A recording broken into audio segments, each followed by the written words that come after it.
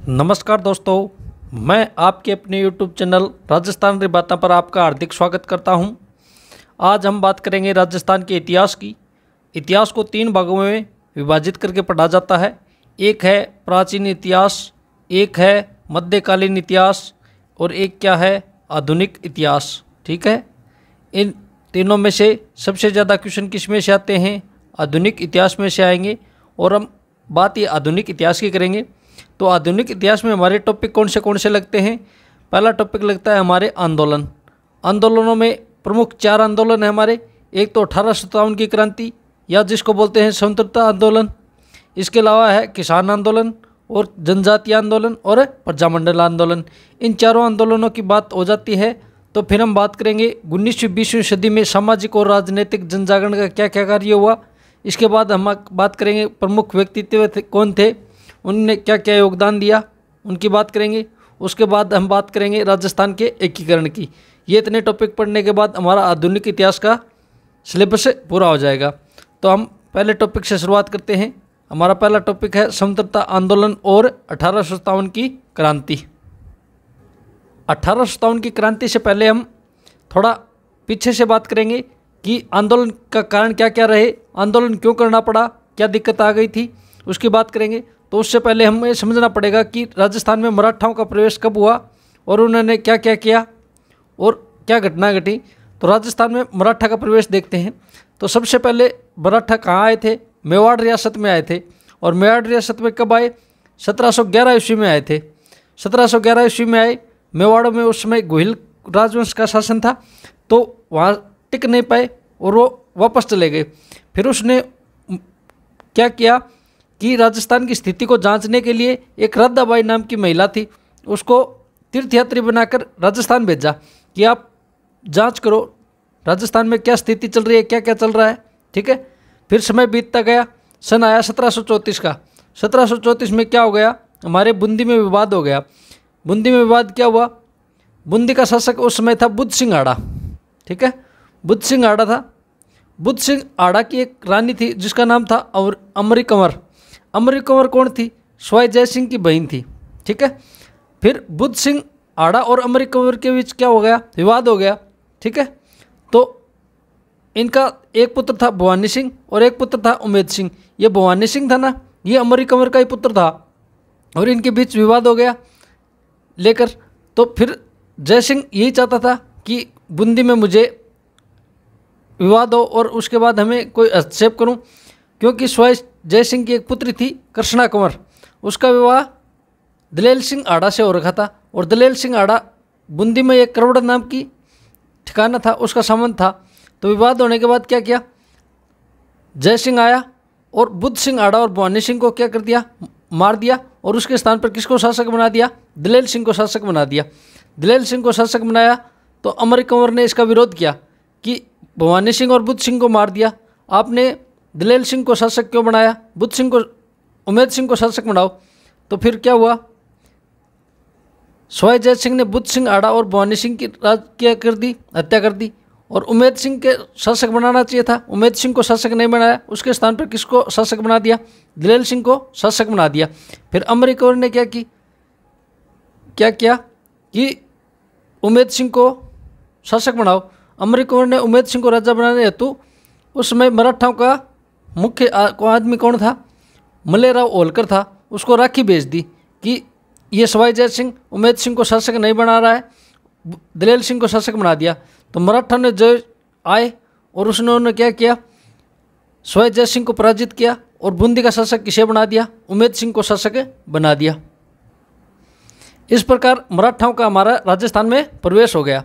उसके बाद क्या हुआ कि जय सिंह को हराने के बाद जय सिंह ने क्या किया, एक सम्मेलन बुलाया। उस सम्मेलन का नाम क्या था? उर्डा सम्मेलन।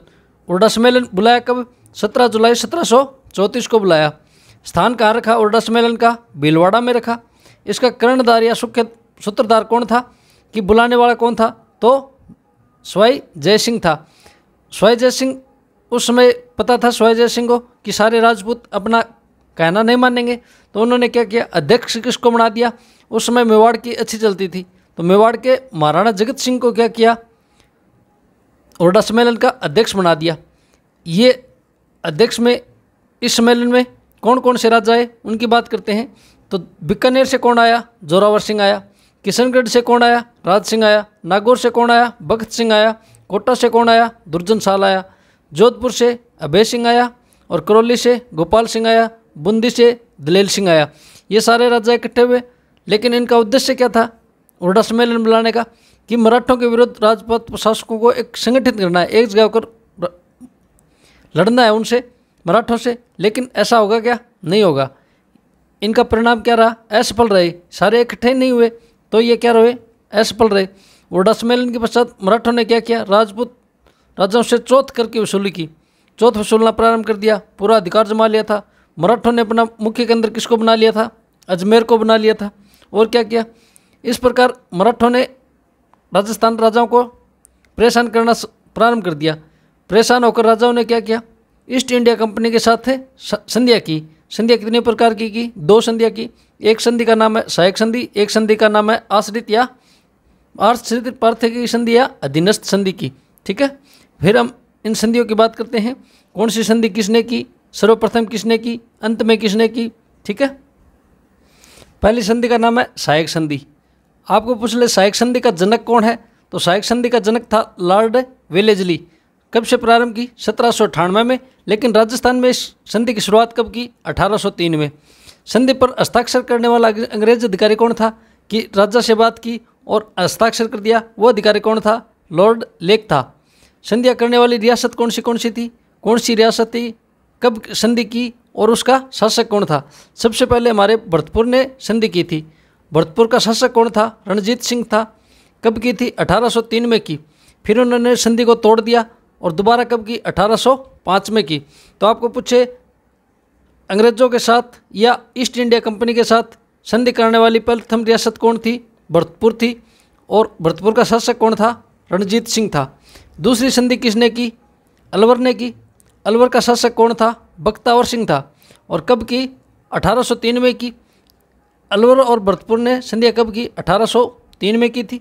इनके अलावा जयपुर मारवाड़ ने कब भी की थी? 1803 में ही की थी। और धौलपुर ने कब की थी? 1804 में की थी। ये सहायक संधि सिर्फ 5 रियासतों ने की थी। सबसे पहले किसने की? भरतपुर ने, इसके बाद अलवर ने, फिर जयपुर ने, फिर मारवाड़ ने, फिर धौलपुर ने। इनके शासकों के नाम याद रखने कि प्रथम संधि करने वाला शासक कौन था? रणजीत सिंह था।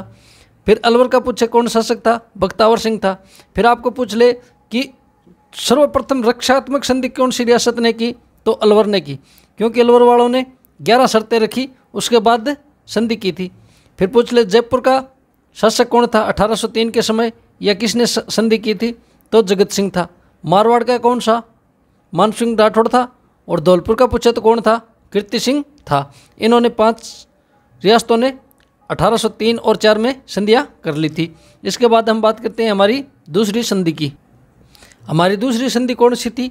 अधीनस्थ संधि बोलो या आश्रित पार्थक्य की संधि बोलो। आपको पूछे आश्रित पार्थक्य संधि या अधीनस्थ संधि का जनक कौन था? तो लॉर्ड हेस्टिंग था। कब शुरू हुई? 1803 में शुरू हुई। लेकिन राजस्थान में कब शुरू हुई?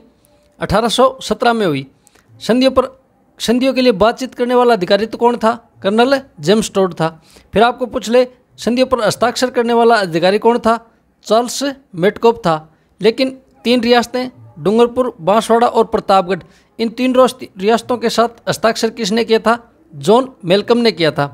फिर आपको पूछे राजस्थान की प्रथम संधि कब हुई? 1807 में हुई। और 1807 में कौन सी रियासत ने की? करौली ने। और करौली का शासक कौन था? हरबख्श पाल सिंह था। ठीक है, आपको पूछ ले संधियाँ करने वाली रियासतें कौन सी थी?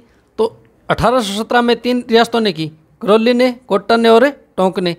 करौली का शासक याद रखना हरबख्श पाल सिंह था। फिर आपको पूछ ले इसके बाद संधियाँ कब हुई? 1818 में कौन सी रियासतों ने की? सिरोही एक ने नहीं की, बाकी जो भी रियासतें बच गई ना उन सब ने कब की थी? 1818 में। फिर सबसे अंत में किसने की थी? सिरोही ने कब की थी और कब की? 1823 में। सिरोही का शासक कौन था? शिव सिंह था। फिर आपको पूछ ले अधीनस्थ संधि का उल्लंघन करने वाली प्रथम रियासत कौन थी? जोधपुर थी। इन्होंने क्यों किया? सिरोही ने सबसे लास्ट में क्यों की? कि अंग्रेज शासन करना संधि करने आए तो जोधपुर वाला ने बोला कि सिरोही हमारे अधीन ही है, या तो हमसे संधि करो या सिरोही से करो। तो उस समय उन्होंने क्या किया, जोधपुर से संधि कर ली। सिरोही छोटी रियासत थी, जोधपुर बड़ी थी, जोधपुर के साथ संधि कर ली। उसके बाद कुछ समय बीतता गया और 1823 में जैसे ही सिरोही के साथ संधि की तो जोधपुर वाले मान सिंह राठौड़ बोले मैं ये संधि नहीं मानता और कागज फाड़ के फेंक दिए थे। तो संधि का उल्लंघन करने वाली प्रथम रियासत कौन हो गई, जोधपुर हो गई। ठीक है, फिर हम देखते हैं कि संधि करने से परिणाम क्या निकले। संधि करने का परिणाम क्या निकला, अंग्रेजों ने कैसे संधि की। अंग्रेजों ने कहा कि आप हमारा कहना मानो, हमारी अधीनता स्वीकार कर लो, मराठों से हम आपकी रक्षा करेंगे और आप जो भी काम हो हमारे पूछने कहने के बाद ही करना है। तो संधि करने के बाद क्या हुआ, सामंत वर्ग नाराज हो गया। सामंत वर्ग नाराज क्यों हो गया कि संधि के बाद क्या हुआ, जैसे ही राजा कोई उत्तराधिकारी बनाना है, कोई युद्ध करना है, कोई संधि करनी है, उसके महत्वपूर्ण नियम थे ना या निर्णय थे, उन्होंने सामंतों को पूछना बंद कर दिया। तो इसलिए क्या हुआ, सामंत नाराज हो गए। और क्या हुआ, सैन्य वर्ग में नाराजगी हो गई। जो भी रियासतों के पास सेनाएं थी वो भंग हो गई। भंग क्यों हो गई कि युद्ध लड़ने की या किसी से कुछ लड़ाई करनी है, रक्षा करनी है, तो वो कौन करेंगे, अंग्रेज करेंगे। तो रियासती सेनाएं क्या हो गई, भंग हो गई। इसके अलावा सैनिकों पर एक प्रभाव और पड़ा, डाककर अधिनियम था जिसके तहत क्या होता था, सैनिकों को निःशुल्क डाक सेवा दी जाती थी, उसको रद्द कर दिया। सैनिक भी डाक भेजेगा तो उसके पैसे लेने शुरू कर दिए। इसलिए क्या हुआ, सैनिक वर्ग नाराज हो गया और किसान वर्ग नाराज हो गया। किसान वर्ग नाराज क्यों हुआ, अंग्रेजों के इशारों पर सेनाओं ने क्या किया, राजाओं ने लाग बाग लगा दिया, कर लगा दिया था, बहुत ज़्यादा लगा दिया। इसलिए क्या हुआ, किसान वर्ग नाराज हो गया। और आदिवासी वर्ग में भी क्या हो गई, नाराजगी हो गई। उसमें क्यों हो गई, एक तो जो वन संपदा थी ना उसको क्या कर लिया, सरकारी नियंत्रण में ले लिया। और आदिवासी महुआ शराब बनाते थे, उस पर प्रतिबंध लगा दिया। इसलिए आदिवासी भी नाराज हो गए और धर्मगुरु भी नाराज हो गए। धर्मगुरु नाराज क्यों हो गए, धार्मिक निरयोग्यता अधिनियम 1857 के तहत क्या किया, जिसने ईसाई धर्म स्वीकार कर लिया ना उसको क्या किया, जो भी पिता के नाम संपत्ति थे ना उसको पैतृक संपत्ति पर अधिकार दे दिया। ठीक है, जिसने ईसाई धर्म स्वीकार नहीं किया उसको मालिकाना हक नहीं दिया जाता था। ठीक है, इसलिए धर्मगुरु नाराज हो गए, लोगों को ज़बरदस्ती ईसाई धर्म स्वीकार करवा रहे थे। और इसके अलावा क्या किया, ईसाई स्कूलों में संख्या में भी वृद्धि होने लगी, इसलिए धर्मगुरु नाराज हो गए। ठीक है, फिर हम बात करते हैं क्रांति के तात्कालिक कारणों की। क्रांति के तात्कालिक कारण क्या थे, क्रांति के तात्कालिक कारण थे जो भारतीय सैनिक था ना उनको ब्राउन बेस राइफल मिलती थी, उसके स्थान पर उन्होंने एक नई राइफल निकाली। उस राइफल का नाम क्या था, एनफील्ड राइफल था। भारतीय सैनिकों को क्या किया, ब्राउन बेस के स्थान पर एनफील्ड राइफल दी गई। और जिसमें एनफील्ड राइफल थी ना उसमें जो कारतूस लगते थे ना उस पर गाय और सुअर की क्या होती थी, चर्बी होती थी। उसका कवर होता था ना बाहर का, वो क्या होता था, कवर सुअर या गाय की चर्बी का होता था और उसको मुख से खोलना पड़ता था। ठीक है, इसलिए सैनिक वर्ग उससे नाराज थे। और फिर क्या हुआ, एक बैरकपुर छावनी थी, कहाँ, कोलकाता में। वहाँ एक सैनिक टुकड़ी थी, कौन सी, 34वीं बंगाल नेटिव इन्फेंट्री या 34वीं BNI सैनिक टुकड़ी थी। उसमें एक ब्राह्मण सैनिक था जिसका नाम क्या था, मंगल पांडे था। मंगल पांडे ने एनफील्ड राइफल का उपयोग करने से मना कर दिया कि इसमें गाय की चर्बी है और मैं मुख से नहीं खोलूँगा। तो अंग्रेज अधिकारियों ने उसका दबाव बनाया कि आप इसको ये यूज करना ही पड़ेगा। ये बात है 19 मार्च की। 19 मार्च को क्या किया, मंगल पांडे ने, वहाँ 2 अंग्रेज अधिकारी थे, एक का नाम था अडसन और एक का नाम था बोग। उन दोनों अंग्रेज अधिकारियों की हत्या कर दी। उन्होंने दबाव बनाया कि आप यूज करो। उसने 2 कारतूस डाले और एक अडसन को मारा और एक बोग को मारा, दोनों की हत्या कर दी। फिर हत्या के आरोप में क्या हुआ, मंगल पांडे को फांसी कब दी गई, 8 अप्रैल को मंगल पांडे को फांसी दे दी गई। फिर मंगल पांडे की जैसे ही सूचना, एक हमारी छावनी थी मेरठ में, ठीक है, इसके लगभग 1 महीने बाद 9 मई को 1857 को ये सूचना कहाँ पहुँची, मेरठ छावनी में पहुँची कि ऐसे ऐसे एक सैनिक था, उसने कारतूस का उपयोग करने से मना कर दिया तो उसने फांसी दे दी गई है। तो मेरठ वाले नाराज होंगे ना। तो फिर क्या हुआ, मेरठ में क्रांति की शुरुआत हुई। बात करते हैं भारत में क्रांति की शुरुआत कब हुई। 9 तारीख को तो सूचना पहुंची मेरठ। क्रांति की शुरुआत कब हुई, 10 मई से। कहाँ से हुई, मेरठ छावनी से हुई। उन सैनिकों ने विद्रोह किया कि ऐसे कैसे मार सकते हो, मना कर दिया। तो फिर वहाँ से इन्होंने विद्रोह किया और छावनी को लूटा और वहाँ से निकल पड़े। फिर इनको एक व्यक्ति मिला। ये कौन व्यक्ति मिला, श्रवण खोड़ मिला और उन्होंने कहा कि क्रांति का कोई नेता बनाओ, ऐसे क्रांति चलेगी नहीं। फिर उन्होंने क्या किया, श्रवण खोड़ की सलाह पर मेरठ से कहाँ पहुँचे, दिल्ली पहुँचे। और उस समय दिल्ली का अंतिम मुगल बादशाह कौन था, बहादुर शाह था। बहादुर शाह को क्या किया, अपनी क्रांति का नेता बना लिया। फिर बहादुर शाह ने क्रांति की एक निश्चित तारीख रखी कि एक साथ क्रांति करो। और वो क्रांति कब रखी, तारीख कितनी रखी, 31 मई 1857 को रखी कि 31 मई को पूरे भारत में क्रांति करनी है। ठीक है, जैसे ये सूचना पहुंची कि बहादुर शाह इनकी क्रांति का नेता बन गया है और वो 31 तारीख को क्रांति करवाने वाला है, तो बहादुर शाह को गिरफ्तार कर लिया गया। और बहादुर शाह को कहाँ गिरफ्तार किया, रंगून जेल। उस समय कहाँ थी, म्यांमार या बर्मा में थी। उस समय तो यहीं थी अपने अंडर, लेकिन अब कहाँ है, म्यांमार और बर्मा में रंगून जेल में कैद कर दिया। जैसे ही बहादुर शाह को गिरफ्तार किया तो क्रांति का नेता कौन बन गया, बहादुर शाह का ही आदमी था, कौन, बख्तान खां, ये क्रांति का नेता बन गया। फिर राजस्थान में क्रांति की सूचना कब पहुंची, 19 मई को पहुंची। 19 मई को कहाँ पहुंची, माउंट आबू पहुंची। उस समय माउंट आबू भी क्या हो गया था, इनका अंग्रेजों जो थी ना केंद्र शासित प्रदेश, वहाँ ग्रीष्म अवकाश में क्या होती थी, राजधानी होती थी, तो वहाँ इनकी सूचना पहुँची। फिर राजस्थान में क्रांति की शुरुआत कब हुई, 28 मई को हुई। और कब, 28 मई को शुरुआत हुई और कहाँ से हुई, नसीराबाद छावनी से। ठीक है, अब हम बात करते हैं क्रांति के समय राजस्थान की क्या स्थिति थी।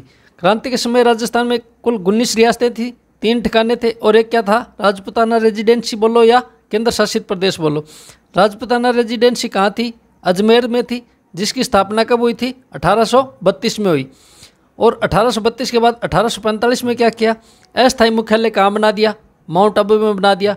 तो ग्रीष्म काल में तो कहाँ रहते थे, माउंट आबू में, बाकी कहाँ रहते थे, अजमेर में। इनका मुख्य अधिकारी होता था राजपूत रेजिडेंसी का, वो मुख्य अधिकारी कौन होता था, एजीजी होता था। एजीजी क्या होता है, एजेंट टू गवर्नर जनरल। तो हमारे राजपूत रेजिडेंसी का प्रथम एजीजी कौन बना, मिस्टर लॉकेट या अब्राहम लॉकेट बना। और क्रांति के समय हमारा एजीजी पूछे ना तो कौन था, जॉर्ज पीटी लॉरेंस था। राजपुताना ये रेजिडेंसी थे ना, इसको 8 समूह में विभाजित किया गया था। 3 तो क्या थी, इसकी रेजिडेंसियाँ थी। रेजिडेंसी का मुख्य अधिकारी तो कौन होता था, रेजिडेंट। और 5 क्या थी, एजेंसियाँ। एजेंसी का मुख्य अधिकारी कौन होता था, पॉलिटिकल एजेंट। ठीक है, लेकिन 1832 से पहले भी शासन चलता था, तो वो कहाँ से चलता था, वो प्रशासन राजस्थान का दिल्ली से ही देखते थे। दिल्ली से जब राजस्थान का मुख्य प्रशासन देखते थे तो उसका मुख्य अधिकारी कौन होता था, रेजिडेंट टू राजपुताना होता था। और राजस्थान का प्रथम रेजिडेंट टू राजपुताना पूछे तो कौन था, डेविड ऑक्टर लोनी था। ठीक है, फिर हम बात करते हैं क्रांति के समय प्रमुख रियासतें और उनके प्रमुख शासक कौन थे और उनके पॉलिटिकल एजेंट या रेजिडेंट कौन थे। तो हमारी एक रियासत थी मारवाड़। ठीक है, सबसे बड़ी थी ये क्षेत्रफल की दृष्टि से। तो मारवाड़ का शासक कौन था, तख्त सिंह था। और मारवाड़ का पॉलिटिकल एजेंट कौन था, मैकमोहन था। एक रियासत थी हमारी मेवाड़। मेवाड़ का शासक तो कौन था, स्वरूप सिंह। और मेवाड़ का पॉलिटिकल एजेंट कौन था, मेजर सावर्स। फिर एक रियासत थी जयपुर। जयपुर का शासक कौन था, स्वाई राम सिंह सेकंड। और पॉलिटिकल एजेंट कौन था जयपुर का, मेजर ईडन। कोटा का शासक कौन था, महारावल राम सिंह सेकंड था। और कोटा का पॉलिटिकल एजेंट कौन था, मेजर बर्टन। फिर भरतपुर रियासत थी। भरतपुर रियासत का शासक कौन था, जसवंत सिंह। और पॉलिटिकल एजेंट कौन था, मॉरिसन। सिरोही रियासत का शासक कौन था, शिव सिंह। और पॉलिटिकल एजेंट कौन था सिरोही का, जेडी ओल। इनके मिलान करने वाले में पूछता है पॉलिटिकल एजेंट कौन था रियासत का और शासक कौन था। तो याद रखना, मारवाड़ का तख्त सिंह था, मेवाड़ का शासक स्वरूप सिंह था, जयपुर का राम सिंह सेकंड था, कोटा का भी राम सिंह सेकंड था, भरतपुर का जसवंत सिंह था, सिरोही का शिव सिंह था। फिर इनके पॉलिटिकल एजेंट याद रखने, मारवाड़ के कौन था, मैकमोहन। मेवाड़ का कौन था, मेजर सावर्स। और जयपुर का कौन था, मेजर ईडन। कोटा का कौन था, मेजर बर्टन। भरतपुर का कौन था, मॉरिसन। और सिरोही का कौन था, जेडी ओल। फिर राजस्थान में क्रांति के समय सैनिक छावनियाँ कितनी थी, 6 सैनिक छावनियाँ थी, उनकी बात करते हैं। 6 सैनिक छावनियों में हमारी पहली सैनिक छावनी थी नसीराबाद सैनिक छावनी। नसीराबाद सैनिक छावनी की स्थापना कब हुई थी, 1818 में बनी। और कहाँ बनी थी, अजमेर में बनी थी। नसीराबाद छावनी की स्थापना किसने की थी, डेविड ऑक्टरलोनी ने की थी। डेविड ऑक्टरलोनी ने की, लेकिन इसका नाम नसीराबाद क्यों पड़ा? क्योंकि इसकी एक प्रेमिका थी जिसका नाम क्या था? मुबारक बेगम। उन्होंने क्या ऑक्टरलोनी को क्या उपाधि दे रखी थी? नसीर की उपाधि दे रखी थी, इसलिए इसने क्या नाम रख दिया? नसीराबाद रख दिया। नसीराबाद में 3 सैनिक टुकड़ियाँ थी। कौन सी? एक तो 15वीं BNI, एक कौन सी? 30वीं BNI, और एक सैनिक टुकड़ी थी मुंबई लांसर्स। यही सबसे पुरानी और सबसे प्राचीन और सबसे बड़ी और सबसे महत्वपूर्ण छावनी कौन सी है? नसीराबाद। और आंदोलन की शुरुआत भी कहाँ से होगी? नसीराबाद से होगी। इनकी ये सैनिक टुकड़ियाँ याद रखना। नसीराबाद में कौन सी थी? 15वीं BNI, 30वीं BNI और मुंबई लांसर्स। इसके अलावा स्थापना किसने की थी? डेविड ऑक्टरलोनी ने। कब की थी? 1818 में। इसके बाद हमारी सैनिक छावनी थी ब्यावर। ब्यावर की स्थापना कब की? 1836 में। किसने की थी? मेजर डिक्सन ने की थी। ठीक है। यहाँ सैनिक टुकड़ी कौन सी थी? मेरवाड़ा लीजियन थी। ठीक है। और क्या याद रखोगे? इसके अलावा याद रखना है पूरे भारत का अंतिम शहर ब्यावर था, जिसके तरफ चारों तरफ क्या बना होता है? परकोटा। और मेजर डिक्सन आज भी ब्यावर में लोक देवता के रूप में पूजे जाते हैं। ब्यावर का नाम ब्यावर क्यों पड़ा? यहाँ घना जंगल था, वहाँ थोड़ी थोड़ी दूर पर बोर्ड लगे होते थे, बी अवेयर कि जागरूक रहो, तो इसलिए नाम क्या पड़ने लगा? ब्यावर करते करते ब्यावर हो गया इसका नाम। ठीक है। तीसरी सैनिक टुकड़ी थी हमारी एरिनपुरा सैनिक टुकड़ी वर्तमान में कहाँ है? पाली में, लेकिन उस समय कहाँ थी? सिरोही में थी। स्थापना कब हुई? 1842-43 में। किसने की थी? मेजर डाउनिंग ने। लेकिन इसका नाम एरिनपुरा क्यों पड़ा? क्योंकि एरन गांव था इसका। डाउनिंग का गांव कौन सा था? एरन गांव था, इसलिए इसका नाम क्या रख दिया? एरिनपुरा। सैनिक टुकड़ी कौन सी थी यहाँ एरिनपुरा में? जोधपुर लीजियन थी। जोधपुर लीजियन को क्या बोलते थे? पूर्वीय सैनिक बोलते थे, क्योंकि ये उत्तर प्रदेश साइड के सैनिक थे इस जोधपुर लीजियन में, इसलिए इनको क्या बोलते थे? पूर्वीय सैनिक कहते थे। फिर हमारी चौथी सैनिक टुकड़ी छावनी कौन सी है? चौथी सैनिक छावनी है नीमच वर्तमान में कहाँ है? MP में। क्रांति के समय कहाँ है? ये मेवाड़ रियासत का ही भाग होता था। सैनिक टुकड़ी कौन सी थी? 34वीं INS क्या होता है? Indian national security. और सैनिक टुकड़ी कौन सी थी? कोटा लीजियन। इसके अलावा हमारी सैनिक छावनी थी देवली। ये कहाँ है? टोंक में। सैनिक टुकड़ी का नाम क्या था? Kota legion first. और क्या याद रखोगे देवली के बारे में? ये राजा महाराजाओं के प्रशिक्षण हेतु बनी छावनी थी। महाराजा गंगा सिंह का शिक्षा भी सैनिक शिक्षा कहाँ हुई थी? देवली में ही हुई थी। अलावा हमारी अंतिम और सैनिक छावनी कौन सी थी? खेरवाड़ा, जो कहाँ है? उदयपुर में। खेरवाड़ा में सैनिक टुकड़ी कौन सी थी? MBC थी, मेवाड़ भील कोर। ठीक है। इसके अलावा हम बात करते हैं क्रांति के समय इंग्लैंड का प्रधानमंत्री कौन था? तो परमस्टन था। क्रांति के समय भारत का गवर्नर जनरल कौन था? जीजी पूछे तो कौन था? लॉर्ड कैनिंग था। राजस्थान में क्रांति का मुख्य केंद्र कौन सा था? अजमेर था। और क्रांतिकारियों का मुख्य केंद्र पूछे तो कामेश्वर महादेव मंदिर था, जो कहाँ है? अब वह पाली में है। क्रांतिकारियों की इष्ट देवी कौन थी? सुगाली माता थी, जिसका मंदिर भी कहाँ है? अब वह पाली में है। सुगाली माता को क्या बोलते हैं? 10 मुख और 54 हाथ वाली देवी किसको बोलते हैं? सुगाली माता को। 1857 की क्रांति पूछे तो भी कौन है? सुगाली माता। राजस्थान में सर्वाधिक क्रांति का प्रभाव कहाँ पड़ा? कोटा में पड़ा। इसके अलावा पूछ ले क्रांति का प्रतीक चिन्ह क्या था? तो कमल का फूल और चपाती थी। कमल का फूल प्रयोग कौन करते थे? सैनिक द्वारा प्रयोग करते थे। चपाती का प्रयोग कौन करते थे? या तो सामंत करते थे या आम जनता करती थी। ठीक है। इस प्रकार ये हमारी क्रांति का सामान्य परिचय है, इतना पता होना चाहिए। इसके बाद हम देखते हैं राजस्थान में क्रांति कैसे हुई। 2 प्रकार से क्रांति हुई। एक तो हमारे क्या हुए? सैनिक विद्रोह हुए, जहाँ सैनिकों ने विद्रोह किया उसको क्या बोलेंगे? सैनिक विद्रोह। इसके अलावा जहाँ आम जनता और सामंतों ने विद्रोह किया या जन विद्रोह हुआ। क्रांति 2 प्रकार से हुई। कौन से? एक तो सैनिक विद्रोह हुए और एक क्या हुए? जन विद्रोह हुए। इनकी बातें हम करेंगे अपनी अगली क्लास में। आज के लिए इतना ही। धन्यवाद। जो ये सामान्य जानकारी बताइए ना, इसमें से बहुत बार प्रश्न पूछते हैं और इनको याद करना है आपको। ठीक है।